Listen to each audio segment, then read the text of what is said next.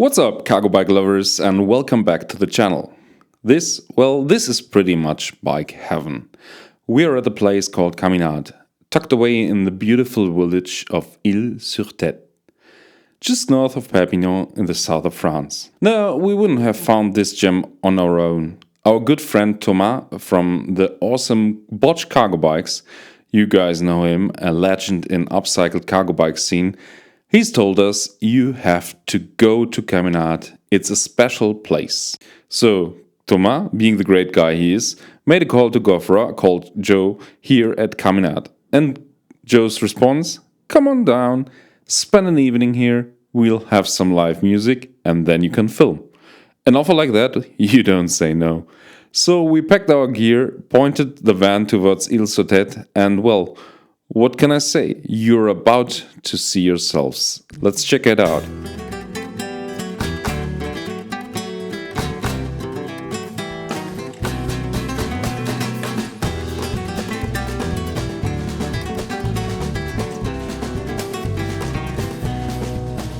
So naturally we took him up on that invitation, and what can I say? We had an absolutely beautiful evening with great live music, fantastic food and one or two apple juices.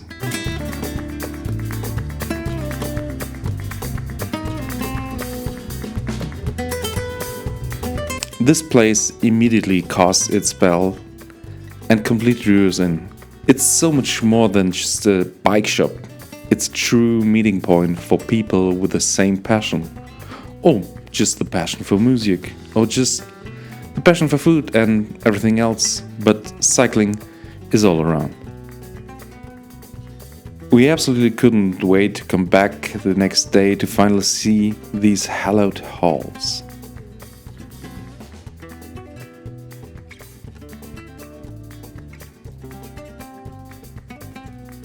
Alright, enough about last night. Come on, it's time to get technical, time to get the nuts and the bolts.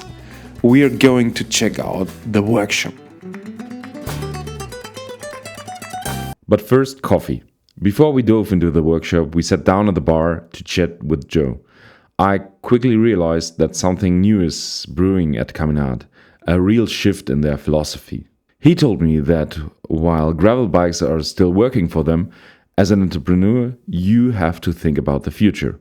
And for them, that future is the cargo bike. This decision was driven by two key reasons. First, they feel the market is moving that way, much like the gravel scene did 10 years ago. But the second reason is more personal.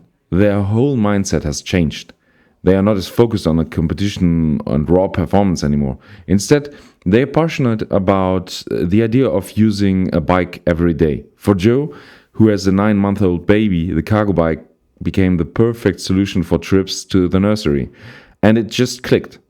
It's about giving the community a real solution to leave the car at home. As he put it, it's better for us, for the planet, and for the city because it isn't noisy. It's better for everyone. Caminade is tackling the cargo bike world with a two-pronged approach. First up, it's the low-tech cargo, a project designed to be affordable and accessible. For around 900 euros, they can take a classic 26-inch mountain bike and transform it into a functional cargo bike. They essentially graft a new front end onto the old frame, allowing you to reuse your existing wheels, brakes and drivetrain. The idea is so accessible, they are even considered creating kits for people to build themselves. On the other end of the spectrum is the Camigo, a highly sophisticated tricycle packed with innovation. It features a unique lefty fork design for comfort and strength. Unlike traditional forks that sag under heavy loads, this anti-plunge carbon spring design can handle 200 kilos without losing its effectiveness. The lefty design also makes maintenance, like changing a tire, incredibly simple. But the real game changer is the chainless electronic drivetrain, which uses two hub motors to power the wheels, eliminating many common maintenance issues. To ensure the bikes are up to the challenge, Caminade has partnered with a company in Perpignan called Tout en Vélo, whose job is cycle logistics. These are people who ride bikes all day, every day for work. This collaboration provides an invaluable stream of real-world feedback, allowing Caminade to understand the problems professional riders face and solve them through smart design before they even happen. So the project here is just to be capable to move big big weights. Yeah. And to feel like you are riding a bicycle. Okay. That's the goal, and that's why we really want to do something like just take angle while you are riding, you know. And that's why we just have this main pivot there, which you be capable to put angle, but there will like some stop, you know. Like you could not go down. Yeah, okay. That's the main goal, and that's super useful for people when they deliver each 2 or 1 kilometer. Yeah. They just arrive in the deliver, put the brake lever, go outside. Yeah. And you know, in cargo, the most for the guy who just deliver the stuff and they want to stop the cargo, to put on the becky. What's the becky for? Stand. Yeah, to put on the stand. Yeah. It's super Heavy. Yeah, super heavy with 150 kilo, you know. Yeah. So now it's just like super comfortable to not go there. A pin code to secure the bike is cool. Yeah. When you park it. Yeah. If some people want to take it, you know, it's just like he couldn't. Yeah. So that's cool too. This kind of thing we are really like working with Cixi to develop it. Yeah. You know, and this is super interesting because Cixi is a French brand like us, small one. Yeah. And they are really appreciate taking notes about our feedback, and that's cool. Yeah. For us and other stuff. So what range can I expect when I'm doing delivery to the city? So do I have to charge every night, or do I have to change battery during the day? No, in fact you see like the part of the battery is not a problem. We could go for big, you know. Yeah. So the goal is just to dimension to create a battery which is editable for a day of work. Yeah. You know. Yeah. And this one is for like 70 kilometers. Yeah. But if they said we need lower, we could go lower, and if we need to go bigger, you know, we don't have any constraints, any problem with the integration of the battery. It's super easy. Yeah. But put it underneath. Yeah. Yeah, you have a lot of space as well. Yeah. So mode walk, we got front and rear. And that's pretty like super easy when you want to go inside or somewhere. We got the same like with the rear, you know. So that's cool. And then so yeah, the goal was to make a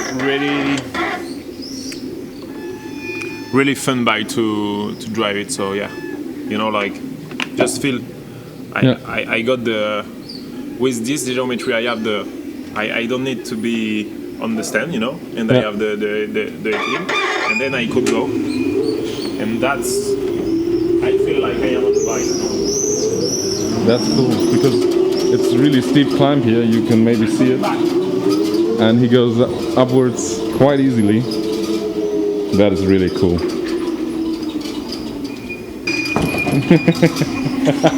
I could just.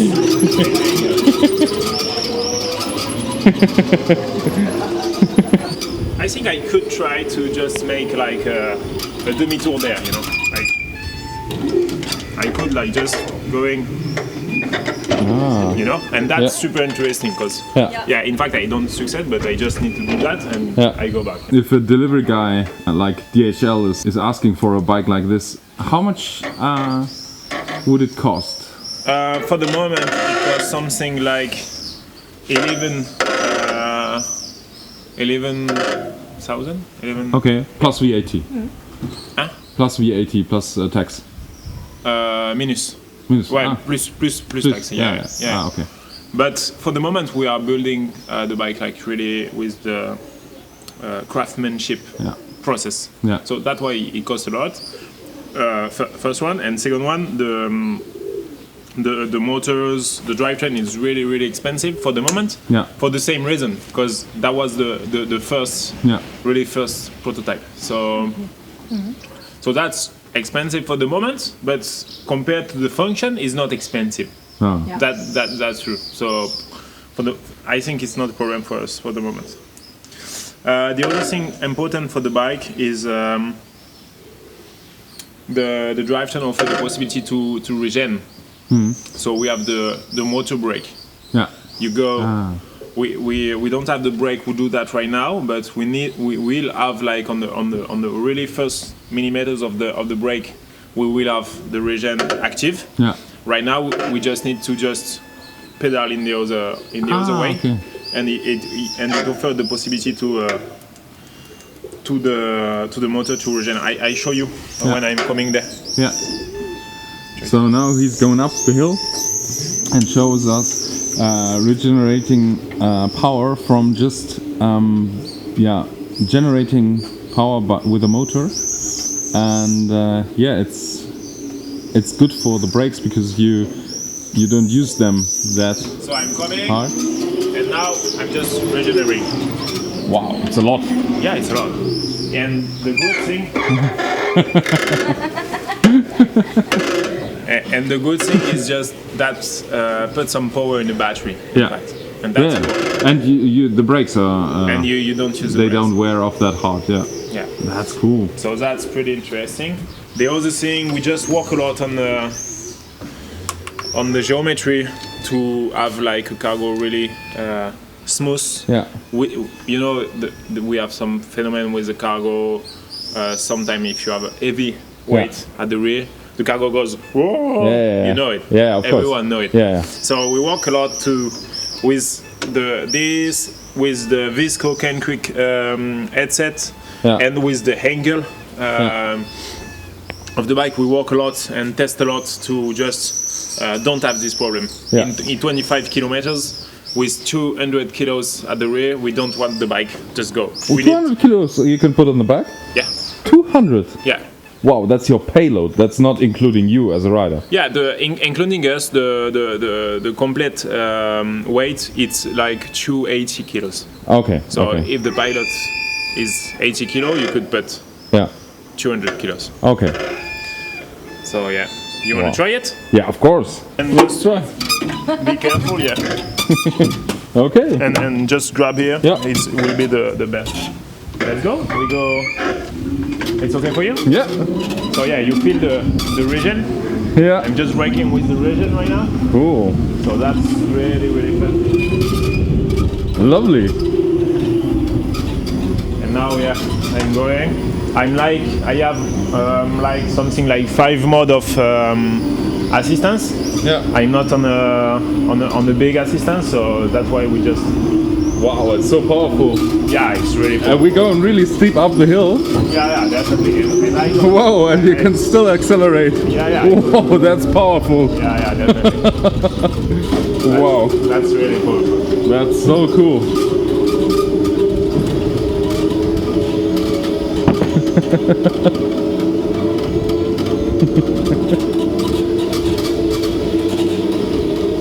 Oh, you live in such a beautiful place. Yeah, definitely.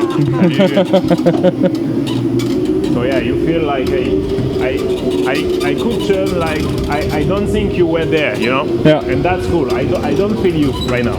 I could go left, you know, and super easy for me. Yeah. Super easy to.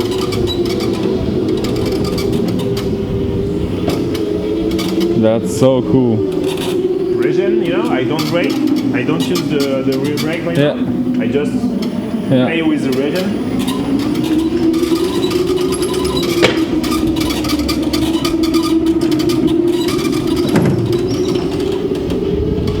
And yeah, just go down, high regen.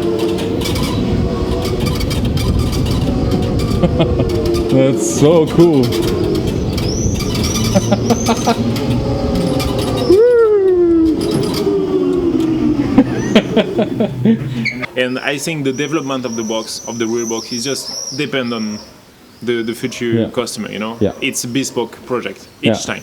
So we need to have the solution and those stuff like that.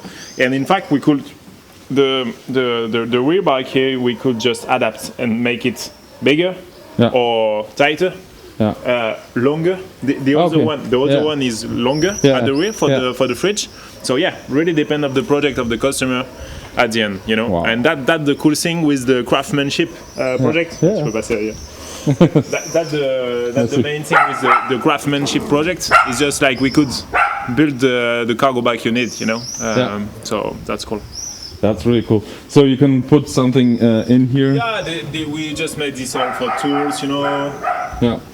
But in fact, it's just this is like a first solution to show up the bike, but it definitely is not the final one. Yeah. The final one will be the one with the customer just put its needs, just adapt, make some stuff, and That's so cool. I really like it. When you think about someone orders like 10 bikes for a city, how long would it take you to build these 10 bikes? 10 bikes for us is something like 3 months will be okay. Yeah, okay. But in this workshop. Yeah. You know, but you know, we are just thinking about, depend on the market. If we got like a lot of demand, we just need to change of scale. Or this kind of bike is super easy to build. You know, this frame is like it's not like the bespoke frame in titanium frame. It's just like super easy frame, same size of everything. So we could send the plan to a builder in France, like the name is Métallier. Métallier, I don't know the English word, but you know, something who work the metal, like industrial, you know, and they could build it if you have 100. But 10, it's okay for us. Yeah. So I think this, I've seen it in French cities a lot. You see these three-wheelers, Radkutsche, and all these brands, but they all have the same issue. I think they are not tilting. They're not feeling like a regular bike. Feeling like, it's sketchy. It's sketchy. It's really sketchy. The tilting is really nice. And here we are really happy with that, and that's our difference. And our experience is just like how to build a bike that drive like a bicycle, but with a easy solution. And that's an engineer, in fact. We're just thinking about. This is fucking easy in terms of conception. Yeah, if you start from the front, you have this fork. Okay, this is a particular part which is not that easy to build. Yeah, this is not our job. You know, this is like our supplier. It's a French one. We work with him with a mountain bike back in the day, and we want to work with them to this project because it makes sense. Like I said before. She don't have sags, it don't have sags, so it makes sense when we have weight and it's still working with weight, and you could resume. Then we have the direction. We work on the angle set to really have a stable bike at 25 kilometers per hour. You know, that's the main goal. We know we try a lot of cargo bike. Then you are like 25 kilometers. With 200 kilos weight on the platform, and then the bike just go whoa. So we don't want with that. So angle headset, visco headset, and the direction shock. Because the direction damper is important when the two rear wheels get an impact, not in the same time, and just if they get an impact, they just make this in a direction. When we have weight. So and you have 3 lines with your wheels, so it's the chance that you hit something. It's all the time. It's all the time. So that's super easy to just like clack to make it. So then we have like the frame. The frame is, like I said, super simple to build, and that's the main goal. Just making a simple frame to super easy, to build. This is the drivetrain, the electronic drivetrain from Cixi. This drivetrain is the sensor of you pedaling, and the information you send to the two rear wheel motors. So the drivetrain is connected to controller down the frame, and the battery give the power to the motor, and controlled by the controller, and the two motors on the rear wheel directly. So the main thing of this, we just go with this solution because, like you see, we don't have any transmission. It's a chainless transmission, and this is really important when you have a cargo bike with 300 kilos of weight in total, including a payload, including the rider. Yeah, that's impressive, and that's massive. Including riders and bicycle is 384 exactly. 384. So the the bike itself totals to 100. Is 80. 80 kilos. Yeah, the bike itself. Wow. But we are walking like the bike is 80 kilo with big and classic tubes. Yeah.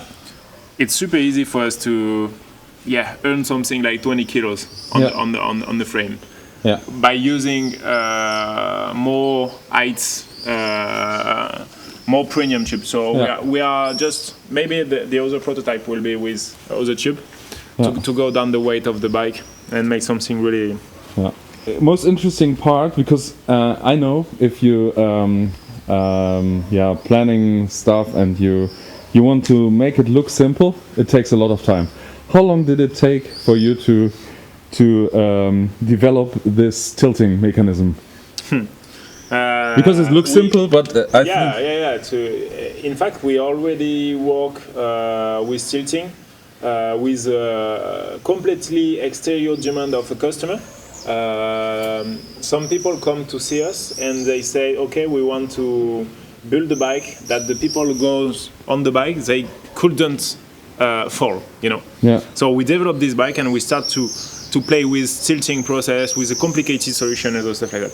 And then 2 years ago, we just respond to some project with ADEME, in France, and Extreme Défi, and then we developed this solution with the Imagine, and we tried working on the tilting. So the tilting and this solution is just like 2 years of working, iteration, prototype, test, and just right now we are like pretty happy by the result. It looks rugged, so it's fail safe, or is it a component you will change immediately from time to time? It's super safe component. I think it's like nothing could happen, because this is like the main pivot is part of it is an automobile part, So it's something like for 2,000 kilos. So here it's just like lousing, I think. When the part is seeing the weight and the use is just like, okay, super easy for me. That's cool. That's really impressive. And this small box is just for the rider? Just for the rider. We just it's pretty cheap. Right now it's not like the final solution, but I think makes sense for the rider to put the car away, keys, phone, wallet. That's cool. Stuff like that. That is really cool. And it looks so simple. So if you have a look at the cockpit. So button on the left, just choose your mode of assistance, Like we have like 5 modes: muscular, active, balance, punch, and dynamic power. So that's the different mode. This is like more to be in a town and just make some clean attempts. Look, you have the lights here.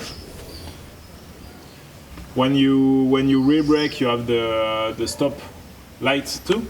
So rear, right, left. And you have the walk assist too. When you just put rear, you go rear. Cool. So that's pretty fun. And then on the right, you have like you could choose your cadence of pedaling, like 70, 80, or 90. Okay, but you have to choose the cadence because there is no mechanical connection between the engine and definitely and your speed. Definitely. So, which also means once the battery died, you die. You die.